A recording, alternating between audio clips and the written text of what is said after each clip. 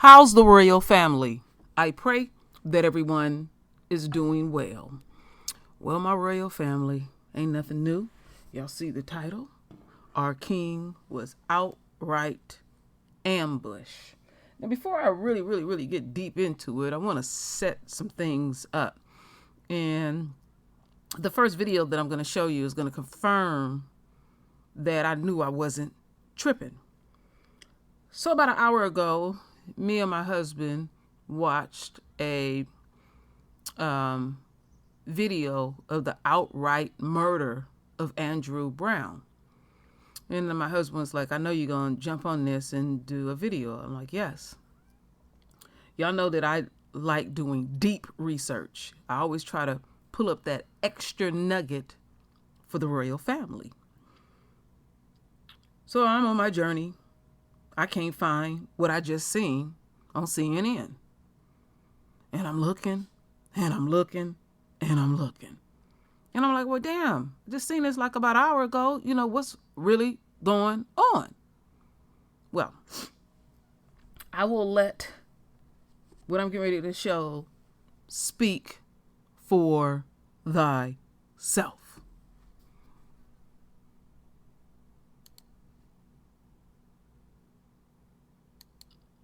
Andrew Brown was shot by sheriff's deputies who are executing a search and arrest warrant on him in Elizabeth City, North Carolina. The local prosecutor there out detailing, he says this shooting was justified because Andrew Brown tried to flee the scene in a car that he determined was a threat to the officers. Therefore, they had the right to use deadly force against him. We're going to show you in just a moment some of the body camera footage released at this press conference. I just want to quickly go through some of the other headlines. The district attorney saying he did not tell the Brown family before he had this announcement today that he was going to do this. He says there's some dysfunction in the relationship between the prosecutor's office and the Brown family and the attorneys, at one point accusing some of the attorneys working with the Brown family of misrepresenting facts in this case. The prosecutor also saying that the body camera footage he did show at the press briefing will now not be made public. If media organizations or anyone else wants that footage, they must go to the courts and ask for it. So we do not know. I'm about to show you about a minute-long clip of that body camera footage. I just want to make clear. This was released by the prosecutor. We are not certain of its context, its full context. It does show some of the fatal encounter between sheriff's deputies. It shows officers approaching Mr. Brown's car, shouting, "Stop." The car then starts to drive away, and the officers begin to fire. We're going to show you this. It's just shy of a minute. Just want to caution you. Some of what you're about to see is quite graphic.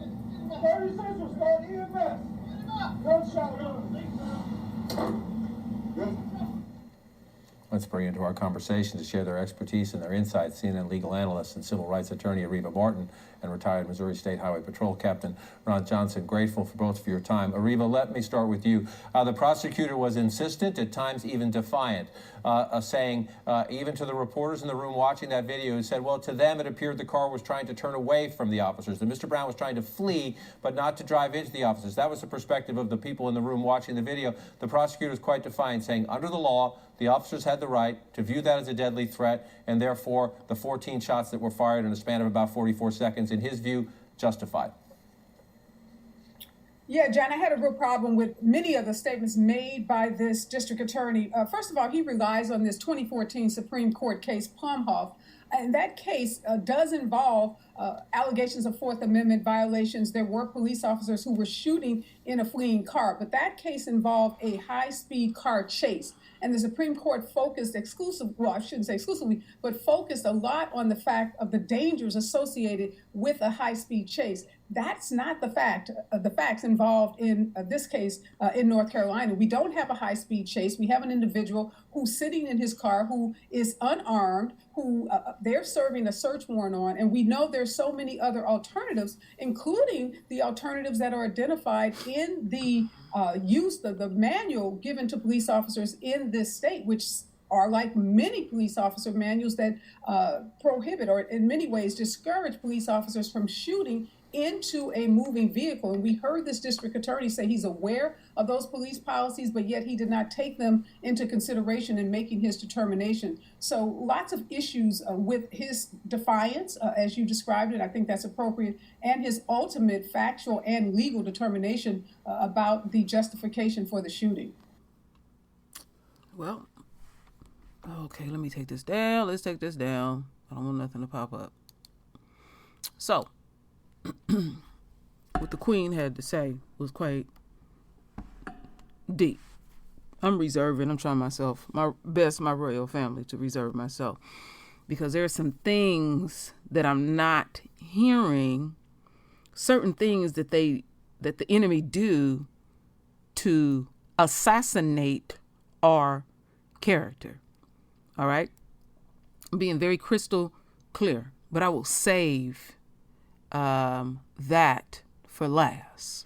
So we're going to go into the next phase. We're going to listen to this lying, racist ass DA. Since he wants to be defiant, true royalists all full tilt for war. I will speak very candidly. I'm not going to hold back at all. Oh, yeah. I know some of y'all was wondering, Trio, were you going to report this? Yes, my royal family, even though I have taken a different direction, I must continue to do my due diligence. I've just been very patient. I've been doing these videos for about 5 years now, and I'm learning that you have to let a story take on a life of its own, or the enemy have to, unquote, get they fucking lie right. Another black man is slaughtered in the streets of America. I don't take this light at all. He was outright ambushed. We see what the enemy's intent continue to be.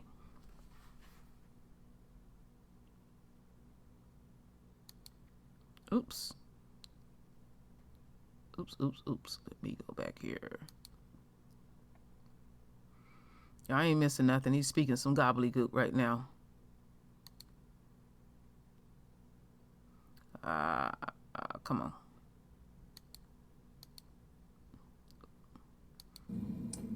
We're going to have this conference today. I have some prepared remarks that I'll be reading from. I have copies of those already prepared that you may pick up in the press packet. If you would like to have us email those to you, if you would supply us with an email, we'll be happy to do so. On Wednesday, April 21st, 2021, Andrew Brown Jr. of Elizabeth City, North Carolina, was shot and killed by 3 deputies with the Pasquotank County Sheriff's Office. This incident occurred at the residence of Mr. Brown, located at 421 Perry Street in Elizabeth City, North Carolina. After reviewing the investigation conducted by the North Carolina State Bureau of Investigation, Mr. Brown's death, while tragic, was justified because Mr. Brown's actions caused 3 deputies with the Pasquotank County Sheriff's Office to reasonably believe it was necessary to use deadly force to protect themselves and others. While the officer-involved shooting that resulted in the death of Andrew Brown occurred on Wednesday, April 21st, law enforcement involvement with Mr. Brown began in the weeks prior and put the wheels in motion that eventually led to the attempted service of arrest and search warrants on April 21, 2021. In the early months of this year, Detective Johnson with the Dare County Sheriff's Office received information from a reliable confidential source that Andrew Brown Jr. from Elizabeth City was selling drugs in Dare County. Detective Johnson contacted Pasquotank County and confirmed Mr. Brown's identity and that he is a known drug dealer. Upon learning this information, Detective Johnson, with the aid of the confidential informant, made 2 undercover buys from Brown on March 17th, 2021 and March 29th, 2021. Those buys were of cocaine and heroin, respectively. A later SBI lab analysis determined that the heroin was laced with fentanyl. Subsequently, arrest warrants were issued for Brown's arrest on April 20th, 2021.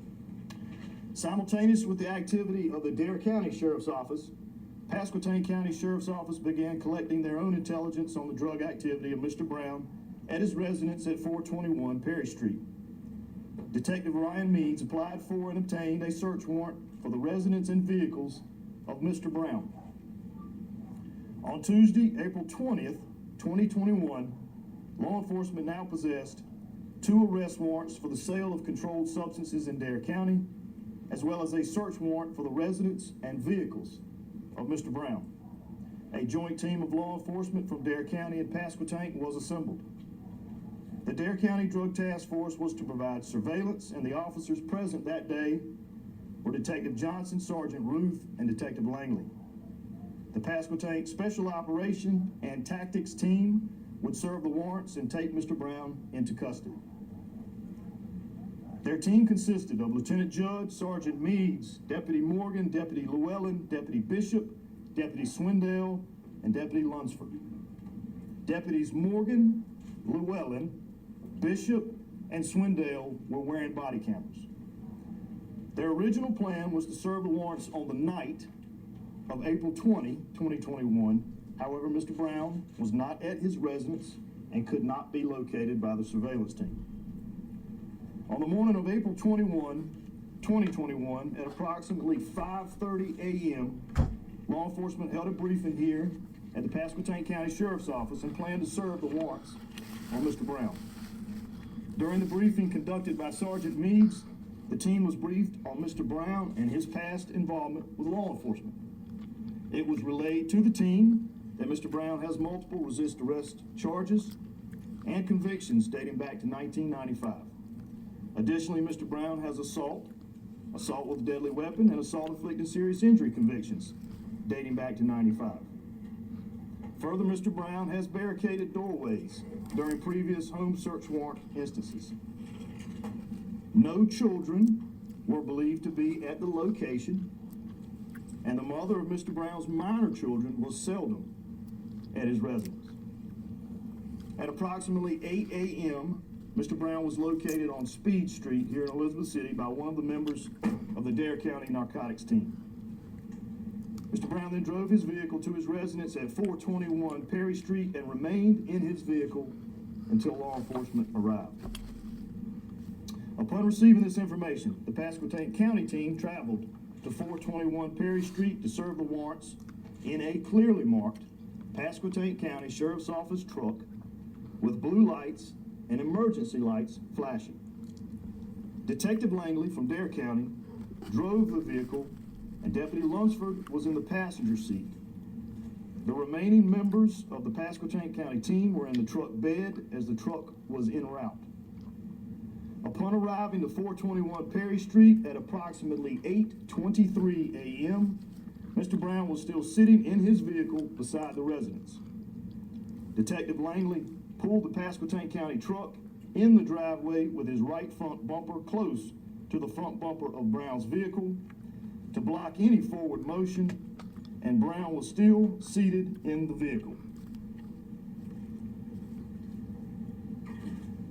The 6 members of the Pasquotank County team approached Brown's vehicle, identified themselves, shouted commands to show them his hands and to exit the vehicle. All members were wearing clearly marked Pasquotank County Sheriff's Office gear and uniforms. Deputy Lunsford headed directly to the driver's door with his weapon drawn and attempted to open the door. Deputy Swindell accompanied Deputy Lunsford to the driver's side of the car.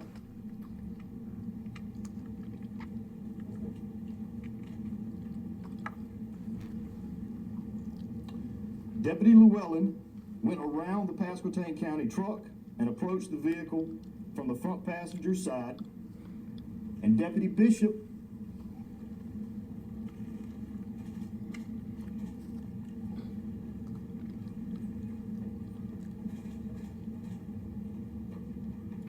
Come on, get your light right.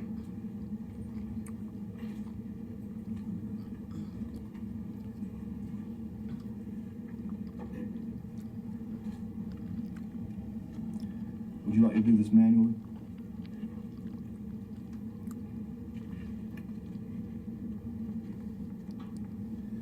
Deputy Llewellyn went around the Pasquotank County truck and approached the vehicle from the front passenger side, and Deputy Bishop and Sergeant Meads were directly in front of Brown's car.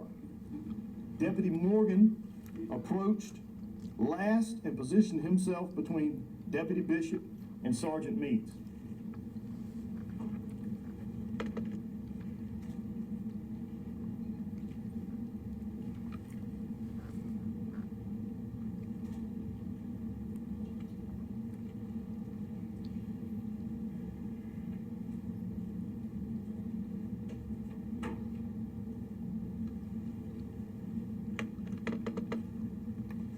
Nothing ever works the way it's supposed to, does it?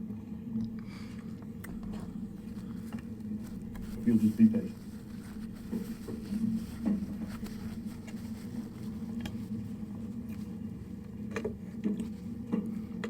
I want you to have a full, complete, accurate view of what transpired, what the deputies saw that particular day.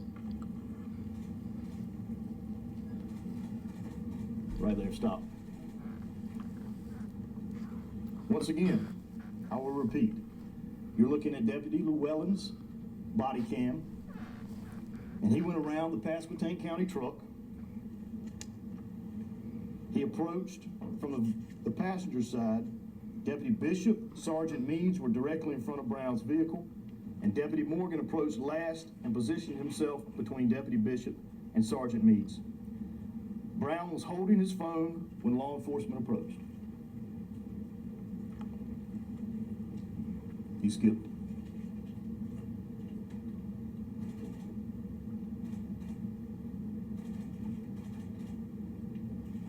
Can you back up?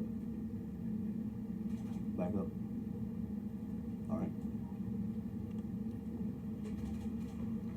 Brown threw the phone down and began to rapidly back his car away from the officers.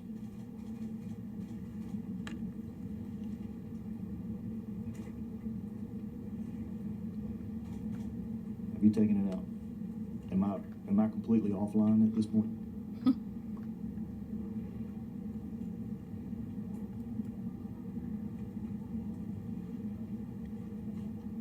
Come on now, get your lie right. Don't look like nobody in danger. He was ambushed. He was trying to get away. You need to back up to about 5 slides. If you'll leave it right there. All right. You're at photo Continue 11. with your bullshit. If you would back up to photo 6.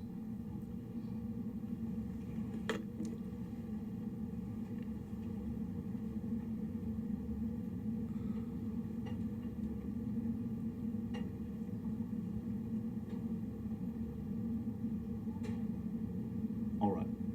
Thank you.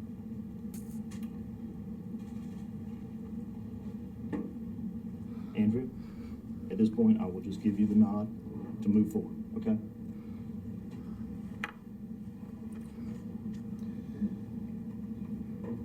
Brown threw the phone down and began to rapidly back his car away from the officers. Deputy Lunsford's hand was still on the driver's door handle as Brown's car reversed and the handle was snatched out of his hand. At this moment, Deputy Lunsford yelled out, and Deputy Lunsford was pulled over the hood of Brown's vehicle, where his body and his safety equipment were struck by the vehicle. Deputy Lunsford's left arm was squarely on the hood. Deputy Lunsford took evasive action to get out of the way of the front left tire of Brown's vehicle, and law enforcement commands became more heated, with profanities shouted for Brown to stop the car. Brown ignored the officer's commands and backed his car until he was blocked by the rear of his residence. Continue. Continue. Right there. Brown then put the car in drive and turned the steering wheel left, directly at law enforcement officers who had now surrounded his vehicle. Despite this tense situation and the aggressive driving by Mr. Brown, no law enforcement officer fired a shot. As Brown's car starts forward, Deputy Lunsford was now positioned directly in front of the vehicle, and all officers were shouting commands to stop. Brown ignored the commands and drove directly at Deputy Lunsford. Deputy Lunsford used his left hand to push off of the hood. It was at this moment that the first shot is fired. Deputy Lunsford then spun out of the way to avoid being run over by Brown's vehicle. One more. According to the North Carolina Justice Academy forensic analyst Cason Reynolds, the first shot was fired by Sergeant Meads, and it entered the front windshield of Mr. Brown's car. Let me say that again. It entered the front windshield of Mr. Brown's car. Brown's car continued forward, passing Deputy Lunsford, Deputy Morgan, and Sergeant Meads, and several shots are heard. One shot entered the passenger window and struck Brown in the shoulder. Several more entered the rear passenger side door and window.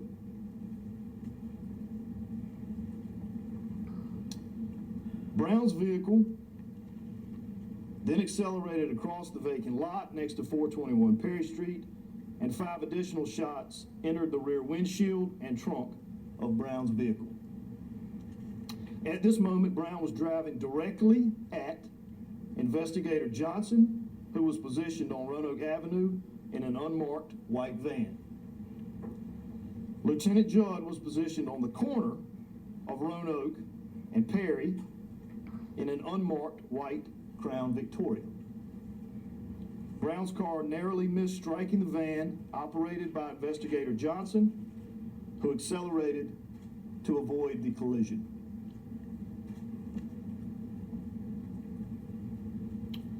Brown's vehicle crossed Roanoke Avenue and struck a tree in the residence on Roanoke Avenue and came to rest. The Pasquotank County team gave chase, removed Brown from the driver's seat, and life-saving efforts were immediately begun. How you gonna do life-saving At efforts 8:24, and you blew his deputies brains notified out? Dispatch of shots fired. Emergency medical services were requested at 8:26 a.m. Lieutenant Judd was the supervising officer. He was on the scene at the time of the shooting. Other supervising officers of Pasquotank County Sheriff's Office arrived, including Chief Deputy Fogg, who collected the weapons and cell phones of the officers who fired. All of the following is clearly depicted on the body cameras that were operational and functioning properly on April 21, 2021. They were being worn by the aforementioned Pasquotank County Sheriff's officers. The total length of officer involvement with Mr. Brown from the time they exited the vehicle until Mr. Brown was removed from the vehicle is 44 seconds. Ain't that something? You know what I was surprised about, my royal family? Was, you know, because they do everything possible to dirty you up. I'm surprised they didn't use their throwaway gun or throw little drugs in the car, you know, for enhancement. I'm surprised they didn't do that. This black man, they blew his brains out again and again. He was ambushed. You would think that the way they describing this black man, he's one of the cartels. And I'm going to do what the enemy do. You know, you got to show me something more. Why are you doing this stuff frame by frame? That's why I keep telling y'all, my royal family, the ultimate goal of the enemy is to find a way out. I said that in the Derek Chauvin case. And they couldn't find a way out. And this is how they analyze things. So we get to get a glimpse of what they do behind the scenes. Okay, let's get into this last video.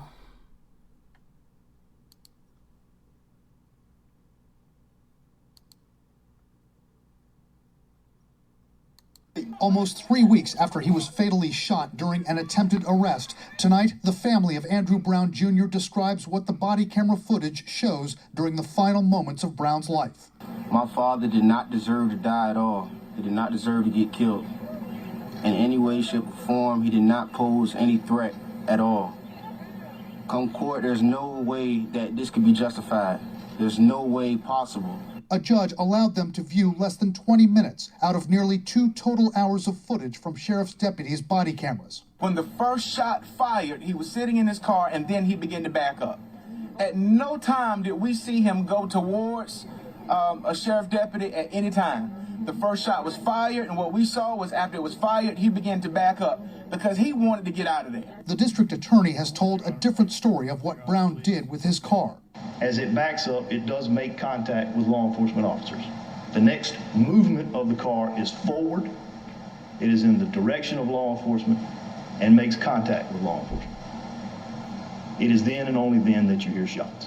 At no point did we ever see Mr. Brown make contact with law enforcement. CNN has obtained other critical images of that violent morning in Elizabeth City. This street camera footage shows deputies racing toward Andrew Brown's house in the back of a pickup truck, wearing tactical gear. They were serving search and arrest warrants for narcotics. The footage shows the truck stopping at Brown's house. Deputies are heard screaming commands. But it does not show the actual shooting. This footage, captured by a neighbor just seconds after Brown was shot, shows deputies surrounding Brown's car after it crashed. 2 neighbors told CNN deputies pulled Brown out of his car and attempted life-saving measures. He gonna get his justice because it won't even right. The killers should be brought to justice, and they will be. They will be. And tonight, the attorneys for the Brown family are repeating their call for the district attorney, Andrew Womble, to recuse himself from this case, saying that Womble works way too closely with the sheriff's department and its deputies. Andrew Womble steadfastly refuses to recuse himself. All right. Well, let me take that down. Not a damn thing's going to happen, my royal family. That's all I have to say. Not a damn thing's going to happen. The DOJ, they're going to play like they're going to do something too. And they're going to follow suit because they work in harmony together. I have seen enough of this that I know the scenario. They'll give the family some coins for slaughtering another black man in the streets of America. I mean, what more can I say? They're not gonna do nothing. So our folks will do what they do, march, say what they say, and they'll just wait till it die down. That's it, and that's all. I have become quite callous about these situations. There was a point in my life I used to be hopeful. I don't believe in the system at all.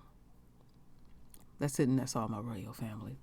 So, my royal family, render your voice with your beautiful divine words. And as always, my royal family, I thank you for your love. I thank you for your support.